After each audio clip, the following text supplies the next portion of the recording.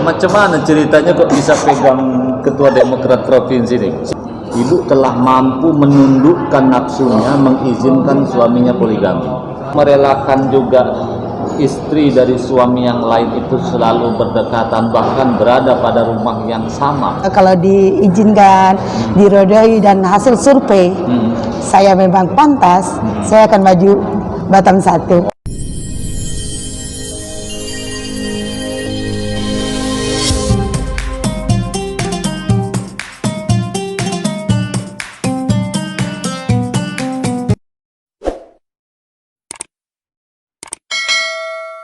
Assalamualaikum warahmatullahi wabarakatuh. Waalaikumsalam warahmatullahi wabarakatuh.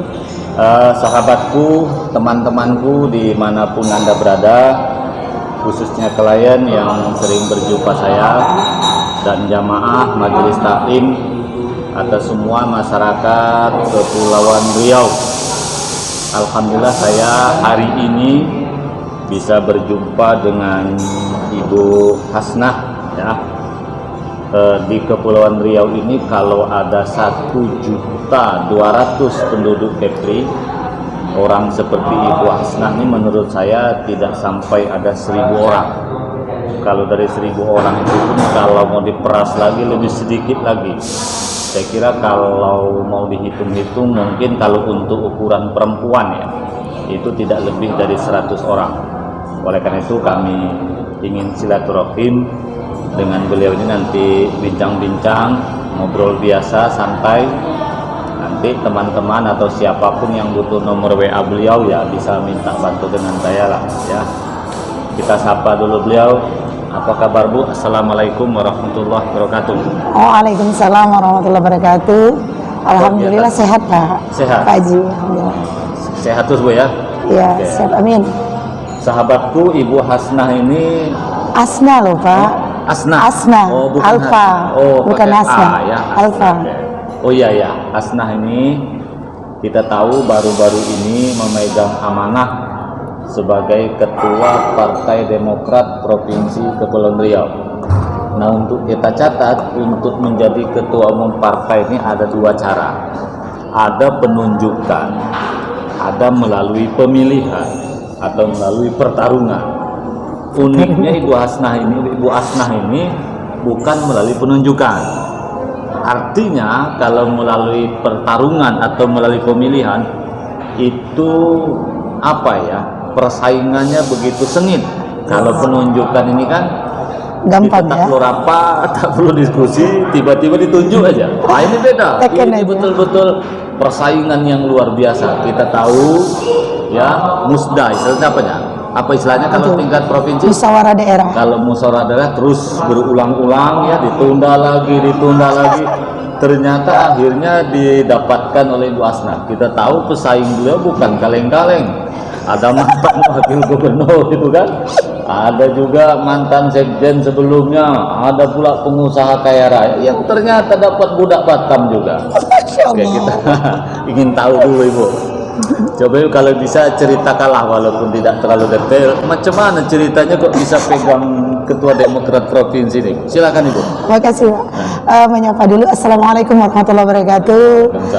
Seluruh jemaah yang selalu setia mengikuti channelnya Pak Haji yang Mariono yang selalu update setiap harinya. Saya harus memperkenalkan diri dulu karena beliau ini nyebut nama saya aja salah gitu loh. Iya. Coba gimana Bu? Saya perkenalkan, nama saya Asna. Jadi Alfa Sierra November Alfa Hotel. Oke, mantap. Nah, kalau beliau bilang Hasna ada H di depannya, salah. Ntar nggak bisa masyarakat Kepri milih saya karena salah nama. Iya. Hanya beda dikit itu. Ya, tapi nggak boleh Pak. Nah, seperti itu. Saya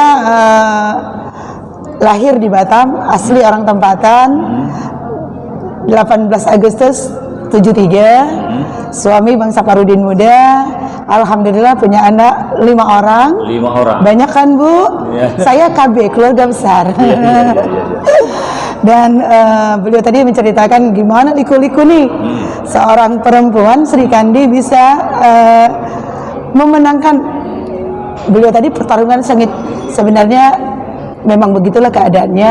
Setelah melalui proses musda yang berulang-ulang sampai 4 kali penundaan. 4 kali penundaan. Iya, dan terakhir itu pelaksanaan musda itu malah di Jakarta, bertempat di Hotel Lumere. Senin kita mengadakan musda itu.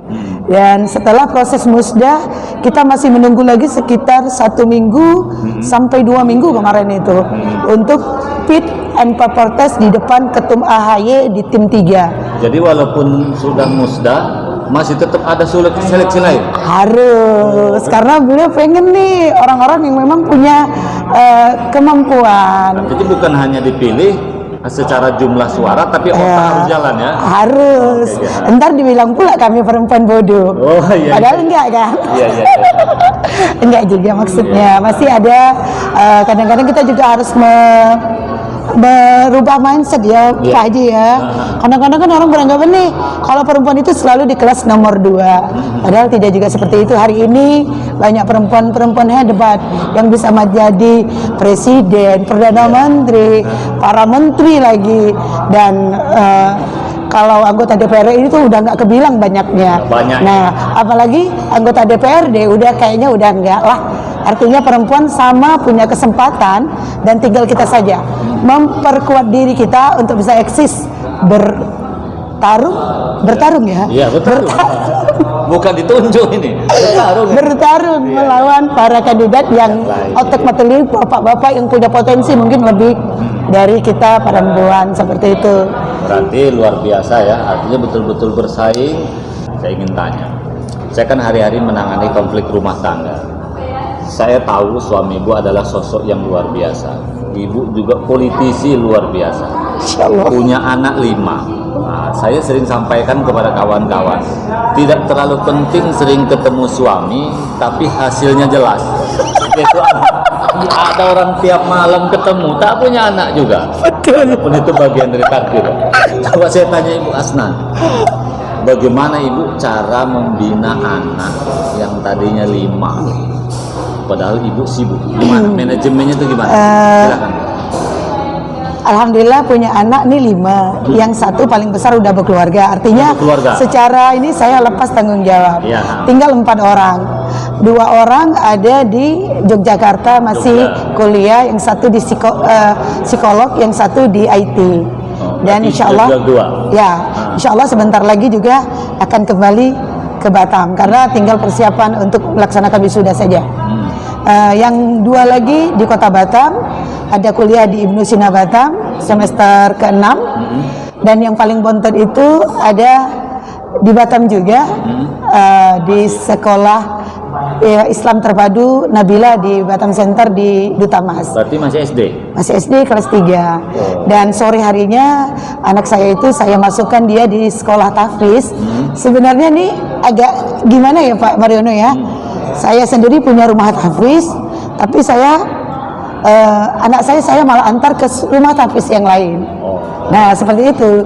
Padahal sejatinya kalau kita punya sendiri, alangkah baiknya juga anak-anak kita di tempat kita, tapi melihat perkembangan anak, ya kan? Anak-anak tuh kalau ada emaknya, pasti dia nggak disiplin.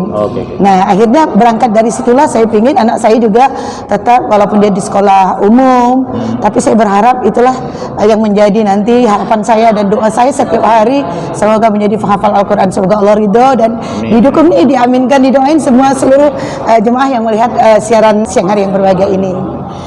Ini Mas Nah, siap. Kiai-kiai juga ketika kita punya anak, sang kiai itu rata-rata juga di luar juga. Di luar. Betul tadi, pertimbangannya bukan kita tidak mampu, tetapi beda anak itu diajari bapak ibunya dengan orang lain. Siap. Apa motivasi ibu ngurus partai politik sudah luar biasa. Organisasi, apalagi Hubul Mustafa kita sering ketemu. Masih sempat-sempatnya buat rumah tahfiz lagi. Apa motivasi ibu kira-kira? Kalau motivasi ya Pak Mariono, ingin menjadi kita ini semoga lebih bermanfaat. Katanya kan manusia yang paling bermanfaat itu yang paling baik itu yang paling banyak manfaatnya untuk orang lain. Nah salah satunya selain memang di politik yang memang kayaknya udah menjadi kehidupan sehari-hari ya Pak Mariono ya. Terus gitu kalau taklim itu juga ruhnya. Nah kalau kita dulu taklim kayaknya gimana ya? rasa ada kekosongan di dalam jiwa kita. Oke. Nah, kalau di rumah tahfiz, nah ini sebenarnya impian juga Pak, karena mudah-mudahan dengan kita punya rumah tahfiz, anak-anak aktif belajar dan menghafal Al-Quran di rumah kita lagi, mudah-mudahan dengan itu semua keberkahan rumah tangga kita, anak cucu kita dan warga sekitar kita, nah menjadi keberkahan untuk kita bersama Ya, seperti itu. artinya maksud Ibu Asna, bagaimana hidup kita adalah yang bermanfaat. Bermanfaat. Karena memang ada hadis Nabi, khairunas Anfa'un minan. Oke, sekarang Bu, Ibu ini menurut saya sosok luar biasa, tidak seperti pada Biasa di luar loh. Iya, ada orang itu sukses menjadi kepala daerah, banyak, sukses menjadi pengusaha, dan sukses menjadi ustazah. Ibu nih ada yang sukses, yang menurut saya agak susah karena setiap hari saya menangani konflik rumah tangga. Ibu telah mampu menundukkan nafsunya, mengizinkan suaminya poligami. Masya Allah. Menurut saya itu belum tentu ada satu di antara 1000. Dan luar biasanya ibu-ibu ya, dan terutama teman-temanku, ibu ini luar biasa. Beliau menjadi istri pertama, yang kedua ada lagi ibaratnya madu atau di poligami, dan beliau merelakan, artinya izin resmi poligami ke pengadilan agama. Betul kan Bu? Nah terus coba Bu, biar kawan-kawan ini yang suaminya memiliki kemampuan tapi istrinya tidak ridho, bagaimana komentar Ibu? Apa resepnya Bu bisa ikhlas itu? Sesuatu itu pasti melewati proses ya. Melalui proses Ya Pak Mariono, gimana kita bisa menata hati, menata hati. untuk mempersiapkan diri kita lah, dan menata mungkin keping-keping hati yang terkoyak.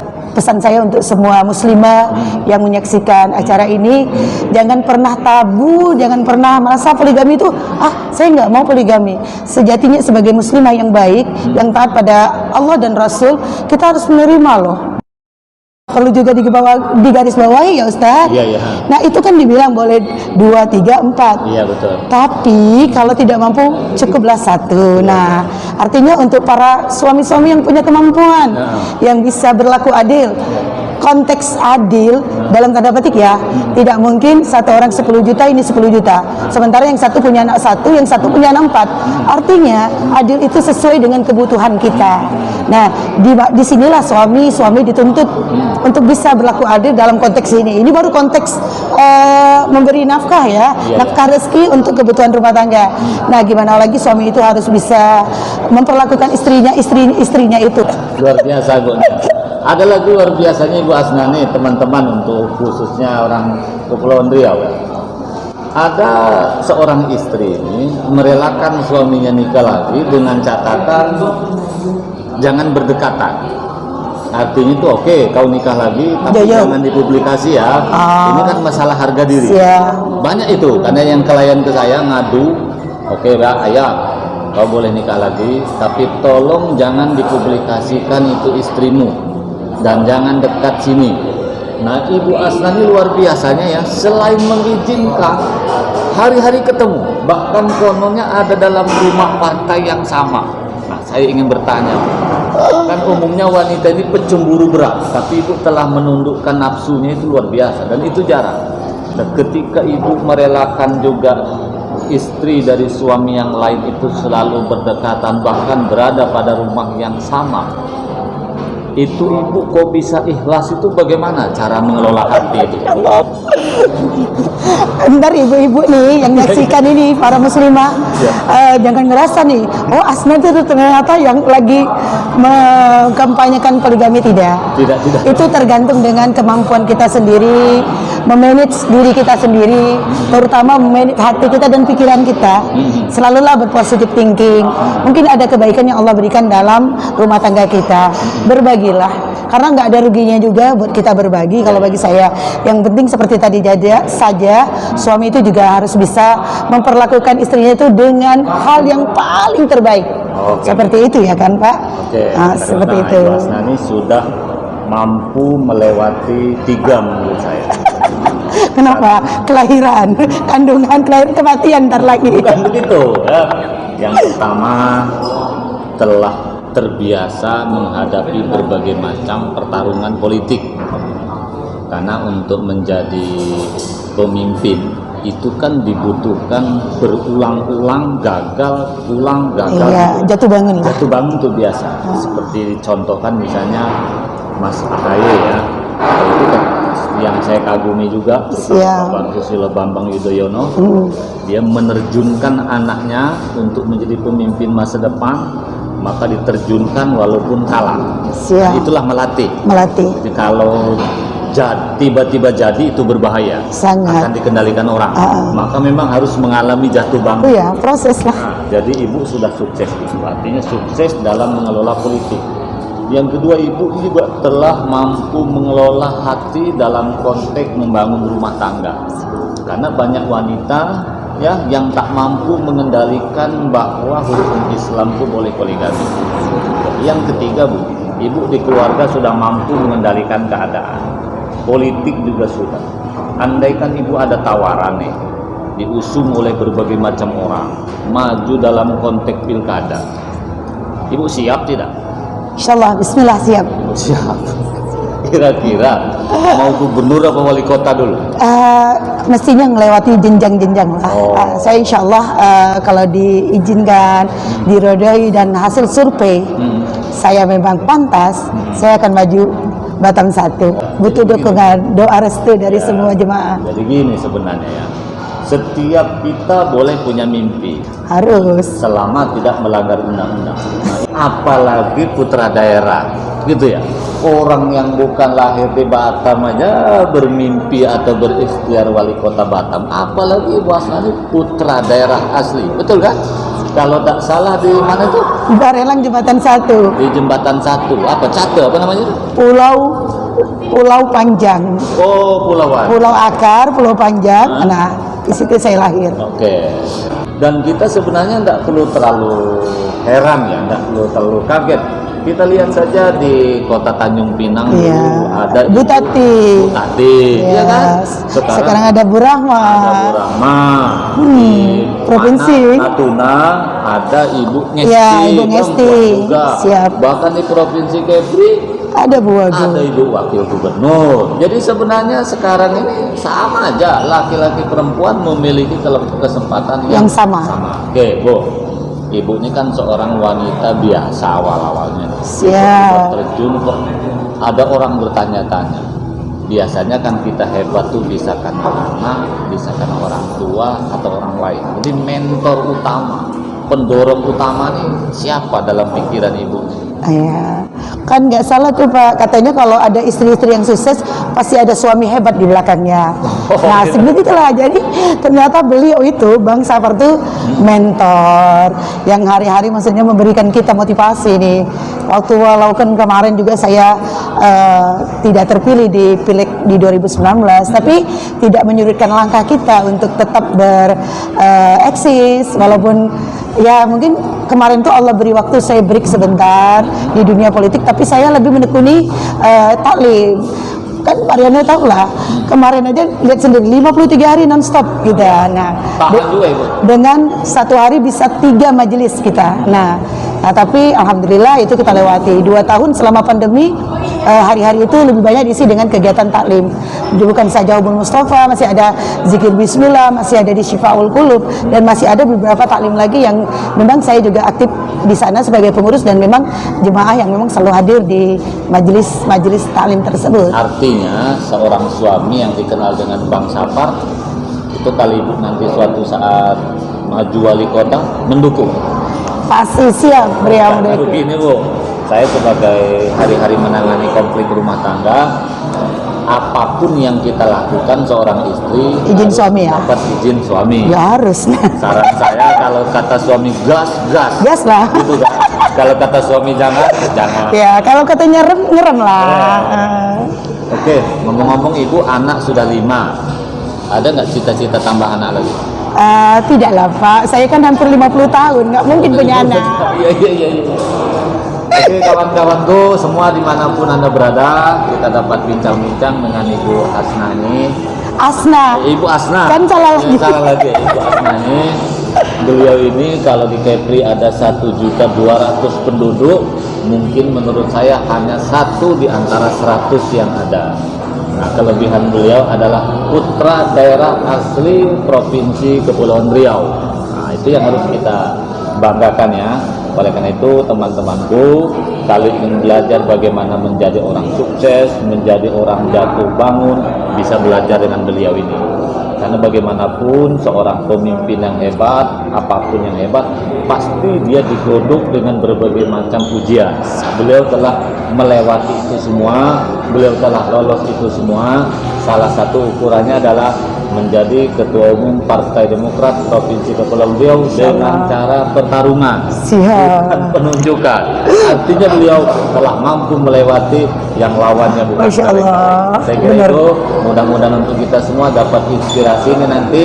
Bagi yang ketemu beliau silahkan saja nanti ketemu dengan Bang Sapar juga boleh, dengan beliau juga boleh di Bengkong. Beliau ini enak orangnya, diajak ngopi pun bisa, diajak main pun bisa. Siap. Majelis taklim juga rajin. Kalau nanti ada taklim dimanapun, silakan ya. Mau undang beliau silakan. Karena beliau kemarin dengan Ibu Rafiatul Saadah ya 53 hari. 3 hari ya, non-stop, sehari bisa 3 kali. Saya aja sampai gempor ngikutin. Ya, beliau nggak sanggup ngikut nih. Artinya beliau sudah terbiasa pergi ke majelis taklim. Saya kira itu Bu, mudah-mudahan kita kurang lebihnya mohon maaf. Assalamualaikum warahmatullahi wabarakatuh. Waalaikumsalam warahmatullahi wabarakatuh. Kok masih